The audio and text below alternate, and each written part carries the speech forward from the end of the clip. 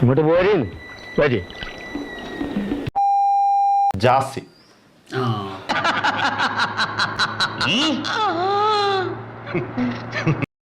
എന്റെ റോസി ഇത്രയും ഭാരപ്പെട്ട പണിക്ക് ചെയ്ത് എന്റെ നടു തളർന്നു പോകും. അതെ പറഞ്ഞത് അങ്ങ് കേട്ടാ മതി.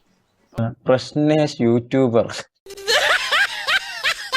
ഇവൻ ആരാണ്, എന്താണ്, ഏതാണെന്നൊന്നും അറിയാതെ ഇവനെ പുറത്തു വിടാൻ പറ്റില്ല. ജോസ് പെരേര. ഇത് കുഴപ്പമൊന്നുമില്ല, ബുദ്ധിയുള്ള മനുഷ്യൻ തന്നെയാണ്.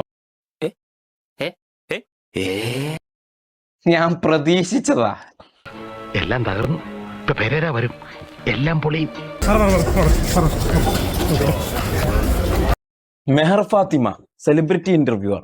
ഓ sorry I am little late. മെഹറിന് ഉണ്ടെങ്കിൽ എന്തായാലും മറ്റേ വാവ സുരേഷ് ചുമ്മാ അനാവശ്യ കാര്യങ്ങൾ പറയരുത്. സൂപ്പർ വാവ ഉണ്ടാവും. തട്ടുവിട്ട് കഴിഞ്ഞ എന്റെ സാറേ, മൂവിയിൽ ഇപ്പൊ അഭിനയിക്കാൻ ഒരു ചാൻസ് കിട്ടാണ് വെച്ചു. അപ്പൊ അങ്ങനെയാണെങ്കിൽ കൂടെ ആരഭിനയിക്കണം എന്ന് ആഗ്രഹം. അണിറോസ്.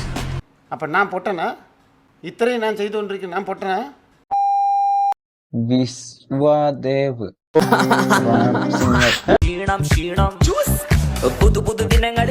എങ്ങനുണ്ട്? നിന്റെ തലയ്ക്ക് വല്ല അസുഖമുണ്ടോ? ഇല്ല. പിന്നെ എന്താ അതിന്റെ അർത്ഥം? പയ്യന്മാരെ വാൾപേപ്പർ മാറ്റി പോലെ മാറ്റിക്കൊണ്ട് നീ അത് ചോദിക്കുമ്പോ സാർ ആധുനികമേ പബ്ലിഷ് ചെയ്യൂ എന്ന് പറഞ്ഞതുകൊണ്ട് സ്വപ്പ കഞ്ചാവ് അടിച്ചോണ്ട് എഴുതിയതാ. പ്രണവ് കൊച്ചു. അതെ, എന്റെ ബിസിനസ് എന്നൊക്കെ പറഞ്ഞ ഒരു തരം ചുറ്റിക്കളിയാണ് ശിവൻകുട്ടി. അതുകൊണ്ട് അതേ സ്റ്റാറ്റസ് ഉള്ള വേറൊരു പണി ഞാൻ നോക്കി. നാഗ സുൽത്താൻ ബ്ലോഗർ. ഞാൻ തുപ്പും, ഞാൻ തൂറി എറിയും നിന്നെ. എന്റെ ഈശ്വര, എല്ലാ ജാതിയിലുള്ള തെണ്ടികളും ഈ കൊട്ടാരത്തിനകത്തുണ്ടല്ലോ. തുടരുകയാണല്ലോ നമ്മളെ. നമ്മളിങ്ങനെ സ്പീഡിൽ നടന്നാൽ അവന്മാർക്ക് സംശയം തോന്നും. എന്നാലും എന്റെ പൊട്ട, നീ ഇതെങ്ങനെ? അപ്പൊ എല്ലാം പറഞ്ഞ പോലെ പോയിട്ട് വരാം.